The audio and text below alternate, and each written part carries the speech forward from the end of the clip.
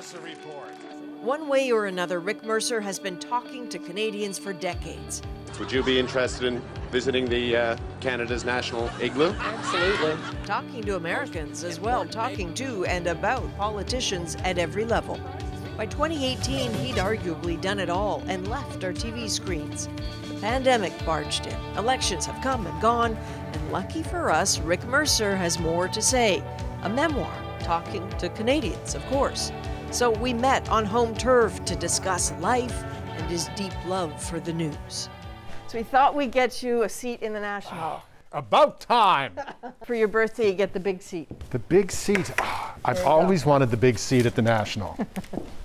You have a thing for news desks. I do, yeah. I wanted to take my news desk home when the show was over, but it weighed about 600 pounds. I was going to say, how are you? But I wonder in these pandemic days if that's not a more complicated question. Like, how has your pandemic been? My pandemic wasn't, well, like everyone else, it's been awful, but I'm constantly aware of people who have it way worse. Yeah. I spent most of the pandemic in Newfoundland when I could, and I had a project to do, this book. So every morning I would wake up and I'd go to my shed and I would sit there and I would write for 3 or 4 hours, and that was an important part of my day. It kept me sane. Did you surprise yourself at any point during the pandemic? I mostly was shocked at how completely useless I was. Like, there was so many things I can't do, like fix things. That was very unnerving because, you know, in an emergency, no one ever yells like, "Is there someone funny in the house?" Yeah. Quick, call the pithy guy. Maybe he could do something with the hot water boiler. I guess at one point you had been called by the province to do a rant. Do you know what you don't do during a pandemic? Visit an art gallery. By the province of Ontario to sort of, come on, folks, get it together here. And I wondered what that call was like. And I mean, is it a bit like Batman getting a call from Gotham City? We need you. I got an invite to go on a call, a Zoom call with Doug Ford. And they were all, very concerned that, you know, young people weren't taking it seriously and they had to stay home. Some of us are bending the rules, and it has to stop because it is through a loophole that the virus will get in. Was it hard for you to resist saying, well, I have you here, Mr. Premier, I have some thoughts? Yeah, kind of. It really was. You know, since I've left television and left being a commentator on a regular basis, there's lots of times where I wake up and I'm desperate to have a news desk and desperate to have a camera and all that stuff, but it's fleeting. Like when, Trudeau's in Tofino, I'm not out like going, it's truth and reconciliation. Don't you know, I don't know. I'm not ranting down the street, no. I would have listened to that though. Yeah, I wanted to do one. Since you toured the country and since you reached out to people, it feels a little bit like the wedges have pulled apart a little bit more. Like there is some nasty discourse. Yeah. And I wonder what you would say to kind of smooth that over a bit. Well, when we started the Mercer Report, I looked around and I thought the country had changed dramatically in the 10 years previous. And there was a real feeling of East versus West and rural versus urban, and there were people who were willing to exploit those issues for political gain. And now I see it's just getting worse in many ways. And it shouldn't be that way. And there's, it's very disheartening. So if I was back out on the road, I guess that's what I'd be trying to help out in some small bit with.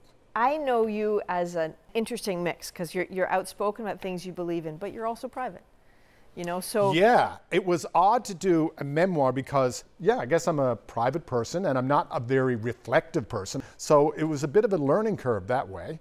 And I guess you just got to bite the bullet and go, okay, if I'm doing this, I'm going to talk about my personal life, which is something I've never talked about. Right. You know, I talk about my partner. We've been together for well over 30 years, but I never ever talked about that. The things that I've experienced in my life that are positive, they never would have happened if not for Gerald, if not for Lois Brown, who taught me, who was my drama teacher or my drama instructor in high school. There's the list goes on, and it was fun to be able to acknowledge them in a positive, fun way.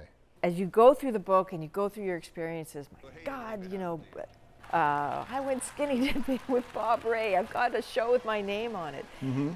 Was there a moment, though, where you pinched yourself and said, I can't believe I did that? Like, I think about now, you were able to convince the Prime Minister on budget day to go meet you at a Harveys and have lunch.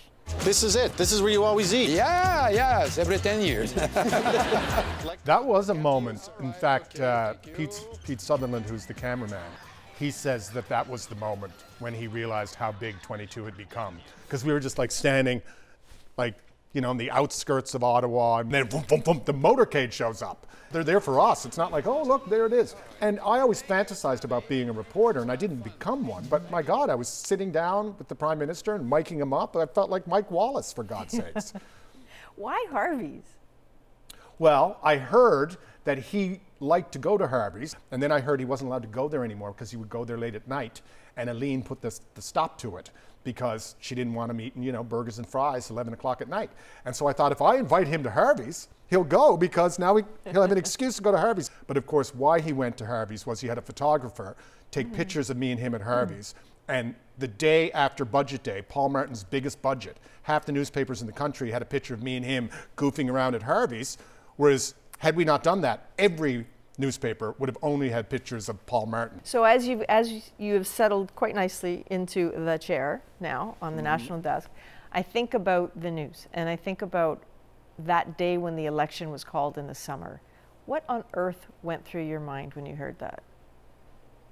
Well, it's interesting because there was a period of time in my life where there's nothing I wanted more than to be on those planes and on those buses. And this time around, I didn't feel that way. I think overwhelmingly with the election, I was like so many Canadians. I did think it was an unnecessary election. I thought it was ridiculous that the Prime Minister would call it in the middle of a pandemic. And I thought it could very well backfire on him in a big way, which it almost did. And so I was, I was a little pissed off about that. It just didn't feel right. It didn't pass the smell test. So this is done. You've done your memoir. So what's next? Literally for the first time in 30 years, I don't have anything pressing to do, in the sense that, I mean, there's lots of things I could do, but there's no deadline. So I'm going to have to create a job fairly quickly. Otherwise, I could possibly go mad. Okay. And Well, we'll work on that with you and for you if you want. You're welcome to stay here for a bit. Well, I'd like to. I asked Slocko Klimke one time, back in the day, big wig at the CBC, I said, Slocko, let me read the National without telling anyone on a Sunday night. Come on. And how'd that go? That'll never happen. I said, okay. Had to ask. Hard no. Hard no. Really nice to see you. Nice seeing you. Thank you very, very much. Oh, thank you.